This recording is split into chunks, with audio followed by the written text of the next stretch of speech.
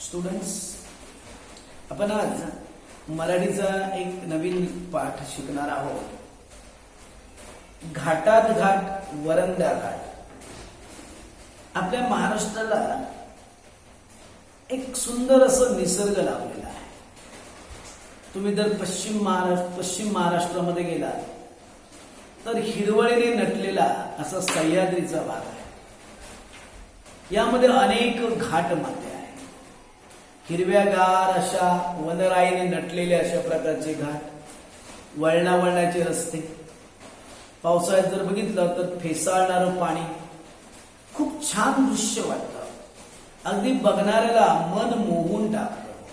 तसं इथे महेश तेंडुलकर या लेखकाने या पाठामध्ये वरंदा घाटाचं वैशिष्ट्य दिलेलं आहे की वरंदा घाट का छान आहे, मग वरंदा घाट नेमका आहे कुठे, की कशा प्रकारे तिथे जाताना कसा छान अनुभव येतो, गरमागरम चहा किंवा अजून कुठले स्नॅक्सचे पदार्थ कसे मिळतात. बघा, आपण बऱ्याच वेळा फिरायला गेलो की बऱ्याच आपल्या गावाला जाताना पण कधी काही भागात जे कोकण भागात असणारी जी लोक आहेत, बऱ्याच वाटेत घाट लागतात आणि असा हिरवागार घाटामधून जाताना जो आनंद वेगळाच असतो. आणि आपण जर स्वतः असं समजा आपल्या घरातील लोकांबरोबर जर गेलो, ट्रिपला म्हणून गेलो, तर तो एन्जॉय वेगळाच असतो. तर बघूया नेमकं या लेखकांनी कशा प्रकारे आपला अनुभव दिलेला आहे. बघूया. प्रस्तुत पाठात सह्याद्रीमधील वरंदा घाट, वरंदा घाटाची वैशिष्ट्ये व तेथे असलेले अनुभव लेखकाने मांडले आहे. हा पाठ भटकंती अनलिमिटेड या पुस्तकातून घेतलेला आहे. भटकंती अनलिमिटेड या पाठातून या पुस्तकातून हा पाठ घेतलेला आहे. खूप सुंदर असे घाट आहेत, आपल्या महाराष्ट्राचं वैशिष्ट्य आहे आणि हा अनुभव घेणं गरजेचं आहे. निसर्गाच्या सानिध्यात आपण गेलो तर आपल्याला नक्कीच आनंद वाटतो. बघूया. ज्येष्ठ महिना सुरू झाला. आपल्या मराठी महिने माहिती आहे, चैत्र, वैशाख, ज्येष्ठ, आषाढ, श्रावण, भाद्रपद, अश्विन, कार्तिक, मार्गशीर्ष, पौष, माघ, फाल्गुन हे मराठी महिने आहेत. त्यामध्ये ज्येष्ठ महिना म्हणतात. ज्येष्ठ महिना सुरू झाला की पावसाचे वेध लागतात. म्हणजे पाऊस येणार, पावसाची ओढ लागते की आता काय आलं, पावसाचे दिवस जवळ आलेले आहेत हे लक्षात येतं. सोसाट्याचा वारा आणि पहिल्या पावसाच्या सरीची वार्ता पसरवणारा मातीचा सुगंध. वार्ता म्हणजे बातमी. जेव्हा तुम्ही बघितलं कधी, जेव्हा तापलेल्या जमिनीवर पावसाचे थेंब पडतात पाण्याचे ना, तेव्हा मातीचा एक सुगंध पसरतो, खूप छान वाटतो. आपण जो सेंट घेतो ना, परफ्यूम, त्याच्यापेक्षाही छान वाटतो. निसर्गाचा खरंच आपल्याला सुगंध मिळतो. म्हणून काय नाही बघा, जेव्हा सोसाट्याचा वारा सुटतो, पहिल्या पावसाच्या सरीची वार्ता पसरवणारा मातीचा सुगंध हे अगदी प्रत्येक वर्षी येतच असतं. तापलेल्या जमिनीवर काय होतं, पाण्याचे थेंब पडले की खरोखर सुगंधी वातावरण होऊन जातं. तरीही ते दरवेळी नवीन वाटतं.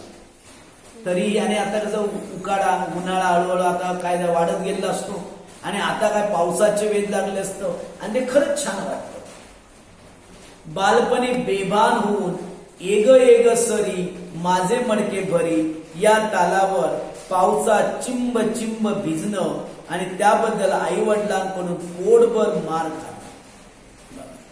लहानपणीचे दिवसच खूप छान असतात आणि जी लोक ज्यांनी आपलं आयुष्य गावाकडे घालवलेलं आहे ना, त्यांना तर निसर्गाचा खरंच खूप सुंदर अनुभव येतो. कारण तिथे बंधनं खूप कमी असतात. जसं आपण शहरात राहतो तेवढं मुक्तपणे आपण फिरू नाही शकत. आपण कुठल्या अरण्यात, जंगलामध्ये आजूबाजूला पुढे जाऊ शकत नाही. मग तसं पण जेव्हा गावाकडे जे मुलं असतात त्यांचं लाईफ आहे ना, थोडंसं फ्री असतं. बऱ्याच वेळा भिजणं किंवा ते पाणी, वाहत्या पाण्यामध्ये डुंबणं, उड्या मारणं, हे खूप मजा वाटते. तसं इथे काय म्हणतो बघा, लहानपणी लेखक काय करायचा म्हणतो, जेव्हा आम्ही पाऊस पडायला लागला की आम्ही गाणे म्हणायचो. एग एग सरी माझे मडके भरी, मडके गेले वाहून पाऊस आला धावून, असे गाणी म्हणायची. म्हणजे त्यामध्ये कसं होतं, ही बालगीत आहे. लहान मुलं एकत्र आली की खूप छान वाटायचं त्यांना. आणि बघा, या तालावर चिंब चिंब भिजायचं आणि भिजल्यामुळे काय होतं, बऱ्याच वेळा भिजल्याने सर्दी होते, मग घरचे ओरडतात, मग बऱ्याच वेळा आई वडिलांचा मार पण खायचा. पण आनंद कुठला असायचा की आपण पावसात भिजण्याचा आनंद घेतलेला आहे. छान.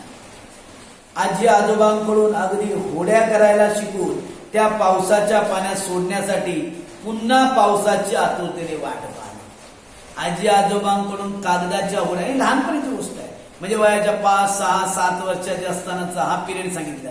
आता मोठं झाल्यावर आपण कागदाच्या होड्या बनवू शकतो, पण लहान मुलांना ते बनवता येत नाही. मग आजी आजोबा कागदाच्या होड्या बनवणार, म्हणजे अंगणातून किंवा घराच्या बाजूने जे पाणी वाहत आहे त्या वाहत्या पाण्यात त्या कागदाच्या होड्या सोडायच्या. त्या होड्या हळूहळू पाण्यामध्ये पुढे पुढे जातात. खूप जोरात पाणी आलं की ते डुबतात. ते बघताना तो आनंद वेगळाच असायचा. पुढे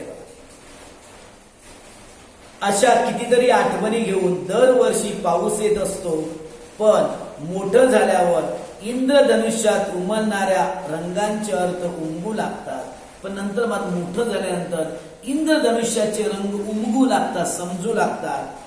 बरसण्याचा अर्थ कळू लागतो आणि हुरहुर, तळमळ अशा शब्दांचा थेट प्रत्यय येऊ लागतो. पावसाच्या आगमनाने गतकाळातले ते क्षण पुन्हा जिवंत होतात. गतकाळातले म्हणजे भूतकाळातले जे लहानपणी अनुभव घेतलेले जे दिवस आहेत ना, ते पुन्हा जिवंत होतात. बघा आपल्याला पण, तुम्ही आता साधारणपणे 11-12 वर्षाचे आहात, तुम्हाला पण कदाचित तुमच्या लहानपणी एखाद्याचे काही अनुभव जे आलेले ते आठवतात. खूप मजा वाटते. जसा माणूस मोठा होत जातो तर त्याला बालपण आठवत जातं. आणि बालपण हे असे दिवस आहेत ना, कधी विसरायचे नसतात. कारण आयुष्याचा सगळ्यात सुंदर पिरियड कुठला असेल तर बालपण. कारण जसं आपण मोठे होत जातो की नाही, तसं आपल्यावर जबाबदारी वाढत जाणार. आपण आता जर मोठे होत जाणार, अभ्यासाचा आपल्यावर असणार तणाव वाढणार. तसं आपल्यावर जबाबदारी वाढत जाणार. मोठ्याला नोकऱ्या करायच्या आहे, पुढे आपण संसार सुरू होतो, सगळ्यांना सांभाळायचं असतं, पै पाहुण्यांना सांभाळायचं, सगळ्या गोष्टी करता करता नाके नऊ येतं. पण लहानपणी काहीच संबंध नसतो, फक्त मजा आणि थोडाफार अभ्यास. आणि त्यामुळे ना लहानपण हे सगळ्यांनाच आठवणी ठेवायची. कधी लक्षात घ्या, लहानपण कधी विसरायचं नाही. म्हणून लेखक सांगतात बाबा, लहानपणीचे ते दिवस आहेत ना, पावसात भिजणं, त्या होड्या सोडणं, खूप मजेशीर दिवस गेले आणि ते आम्हाला आठवायला डोळ्यासमोरून येऊ लागतात. आणि कधी कधी पापण्यामधून अलगदपणे वाहून जातात. पण डोळ्यातला कोणता आणि बाहेरचा कोणता हेच कळत नाही. असं बरंच काही अनुभवाचं असेल तर वरंदा घाट गाठलाच पाहिजे. डोळ्यातून कधी कधी ना बालपणीच्या आठवण आली की डोळ्यातून पाणी येतं. आणि बाहेर पावसाचं पाणी पण असतं. म्हणून लेखक काय म्हणतात, जे बाहेरचं पाणी कुठलं आणि आतलं पाणी कुठलं हे कळत नाही. बाहेरचं पाणी म्हणजे पावसाचं आणि आतलं म्हणजे डोळ्यातून जे अलगद, जेव्हा बघा काही वेळा आपल्या आठवण आली ना की अलगद आपल्या डोळ्यातून पाणी येतं. तसं लेखकाला सुद्धा त्यांचं बालपण आठवतं आहे. म्हणजे बालपणामध्ये आपण मित्रांबरोबर कसे खेळलेलो आहोत, पावसात कशा प्रकारे आपण फिरलेलो आहोत, खूप मजा केलेली आहे, सगळं आठवतं. आणि म्हणून लेखक काय सांगतात बघा, जर हा अनुभव घ्यायचा असेल तर एकदा वरंदा घाटात गेलं पाहिजे. आता वरंदा घाट आहे कुठे बघू. पुण्याहून महाडकडे जाताना हिरव्या रंगाची झाडे पाहत पाहत पावसाळ्यातले टिपिकल पावसाळी कुंद वातावरण एन्जॉय करत करत प्रवास सुरू असतो. वा, सुंदर वर्णन बघा. पावसाळ्यातील वातावरण एन्जॉय करत, कारण तुम्ही बघा बऱ्याचदा धुकं पसरलेलं असतं, एखादी पावसाची सर येत असते, गार वारा सुटलेला असतो, असं बेभान करणार असं वातावरण. या वातावरणाचा आनंद घेत घेत आपण पुढे चाललेलो असतो. तो बंदिस्त गाडीत सुक्याने करण्यात किती मजा असते, त्यापेक्षा जास्त 2 चाकीवर अंग भिजवत करण्यात असते. खूप सुंदर बघा. आपण जेव्हा बंदिस्त गाडीमध्ये जातो, 4 व्हीलरने जातो, बसमध्ये जातो, तेव्हा आपण फक्त खिडकीतून बाहेर बघत असतो. आपल्या अंगावर पाण्याचे थेंब पडत नसतात, फक्त बघत बघत चालत असतो. पण हेच लेखक काय सांगतात, जेव्हा आपण 2 व्हीलरवर जातो, दुचाकीवर जातो, तेव्हा त्या पावसात भिजण्याचा आनंद वेगळाच असतो. तुम्ही जेव्हा मोठे व्हाल तेव्हा तुम्ही हा अनुभव नक्कीच घेऊ शकता. कारण आपण जेव्हा पावसामधून, अगदी पावसा बेभान वारा सुटलेला आहे, पाऊस अंगावर पडतोय, भिजत भिजत आपण 2 व्हीलरवर वेगाने चाललेलो आहोत, खूप छान अनुभव येतो. आणि कुठेतरी मग खूप भिजल्यानंतर थोडा गारवा वाटल्यानंतर एखाद्या चहाच्या टपरीवर थांबायचं, गरम गरम वाफाळलेला चहा घ्यायचा. तो आनंद आहे ना, त्याला शब्दात वर्णन करता येत नाही. म्हणून लेखक काय म्हणतात, बंदिस्त गाडीतून फिरण्यापेक्षा टू व्हीलरवर जाणं. टू व्हीलरवरचा एन्जॉय तर सगळं ओपन जग आपण बघत बघत जातो. बंदिस्त गाडीत काय होतं, आपण फक्त खिडकीतून दिसतं तेवढंच. म्हणून लेखक काय सांगतात बघा, पावसात पाणी अंगावर घेत आणि रस्त्यावरून येणाऱ्या जाणाऱ्यांच्या अंगावर उडवत, बेभान वारा छातीवर झेलत, आवडती गाणी गुणगुणत पावसाळी प्रवास करण्यातली मजा तर काही औरच असते. जाताना बघा बऱ्याच रस्त्याला पाणी साचले असतं. आपण जेव्हा टू व्हीलर जोरात चालवतो ते साचलेलं पाणी आजूबाजूच्या लोकांवर उडतं, ती मजाच असते. आणि पावसात सगळे भिजलेलेच असतात, तरी पण ते पाणी उडवत उडवत जाण्याची मजा वेगळी असते. आवडती गाणी आपली गुणगुणत गुणगुणत चाललेलं आहे. खूप सुंदर वर्णन केले बघा. असा शरीर गारठवणारा आणि मनाला उभारी देणारा प्रवास कधी संपूच नाही असं म्हणतात. बघा किती सुंदर वर्णन बघा. शरीर गारठवणारा म्हणजे काय, पाऊस खूप लागतोय, शरीर गारठून गेलेलं आहे, पण मनाला उभारी देणारा म्हणजे काय, मनाला खूप आनंद देणारा. जरी बरे पाऊस पडू दे, भिजून जाऊ द्या, जरी आपण गारठून गेलेलो आहोत, पण मनाला मात्र खूप आनंद देणारा क्षण असतो. लक्षात घ्या. कधी कधी आता बरीच लोक तुम्ही बघितलं तर पावसामध्ये ट्रेकिंगला जातात, अगदी गड चढून जातात, बऱ्याच वेळा अवघड गड असतो, तरी पण काही काही 4-4, 5-5 लागून तो गड चढतात, त्यांना तो आनंद मिळत असतो. आपण एखादी अवघड गोष्ट करून दाखवली याचा आनंद वाटत असतो, आणि त्या भिजण्यामध्ये पण आनंद असतो. आपण आता काय करतो, आपण लहान असताना आपले आई वडील बघा आपल्या बाहेर पडत नाही, पडू देत नाही. बाहेर पडला अरे सर्दी होईल, ताप येईल, असं हे होईल ते होईल, त्यामुळे आपण काय करतो, तेवढं फ्री लाईफ नाही जगू शकत. पण जेव्हा तुम्ही हळूहळू मोठे व्हाल, प्रौढ व्हाल, अडल्ट व्हाल, तुम्ही तुमच्या मनाप्रमाणे बरंच आयुष्य जगू शकाल. म्हणून लेखक सांगतात टू व्हीलरवर जाण्यामध्ये तो आनंद वेगळाच असतो. पण पाहता पाहता मैलाचे दगड मागे पडत जातात. मैलाचे दगड माहिती, तुम्ही रस्त्याच्या कडेला बघा ना दगड लावले असतात, दगडावर किलोमीटर दिलं असतं.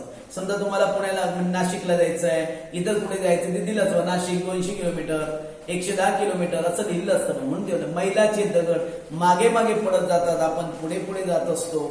पुढे बघा,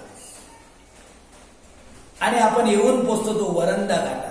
घाटात घाट वरंदा घाट, बाकी सब घाटिया. किती सुंदर वर्णन. घाटात घाट वरंदा घाट म्हणजे सगळ्यात सुंदर. लेखकांना म्हणायचं आहे की खरंच सगळ्यात सुंदर घाट म्हणजे वरंदा घाट. पुढे बघा, त्याचं वर्णन केले बघा.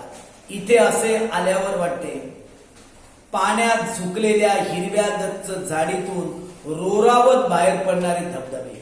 रोरावत म्हणजे मोठा आवाज करत येणारे धबधबे. बघा वैशिष्ट्य काय काय पावसामध्ये बघा. जोरात वाहणारे धबधबे, दरीतील हिरवं रान, हिरवगार जंगल, ढगाळलेले डोंगर, पावसाची संततधार म्हणजे सतत पडणारा पाऊस, एका पाठोपाठ येणाऱ्या पावसाच्या सरी, मोठमोठ्या दगडावर आसूड मारत धावत खळाळत वाहणारे पाणी. बघा जेव्हा पाणी जोरात वाहतं की नाही, तेव्हा पाण्याच्या लाटा ज्या येतात ना दगडावर आपटतात, असं आपटत आपटत जाणारं पाणी. आणि बघा असे निसर्गाचे विहंगम दृश्य डोळ्यासमोर येते आणि नजरेचे पारणे फेडून जाते. विहंगम, खूप सुंदर, very wonderful scene you can see there. अगदी सुंदर असं दृश्य आपल्या समोरून येतं आणि खरोखरच एवढं छान वाटून जातं. या आपल्या पावसाळी वातावरणात भजी, वडे, चहा असा चमचमीत मेनू मजबूत चापायला वरंदा घाटातल्या टपऱ्यासारखी दुसरी जागा नाही. चहा जर प्यायची असेल तर टपरीवरची चहा. आणि चहा पिण्यात आनंद केव्हा, जेव्हा आपण चिंब भिजलेलो आहोत, फार गारटा आहे आणि अख्खं भिजून गेलेलो आहोत, आणि अशा वेळी गरम गरम चहा, कांदा भजी, बटाटा वडा हे जर आपल्या समोर दिलं तर बघा ऐकून आपल्या तोंडाला पाणी सुटतं. एवढं सुंदर अशा प्रकारचं हे जर अनुभवायचं असेल तर मात्र वरंदा घाटात जावं.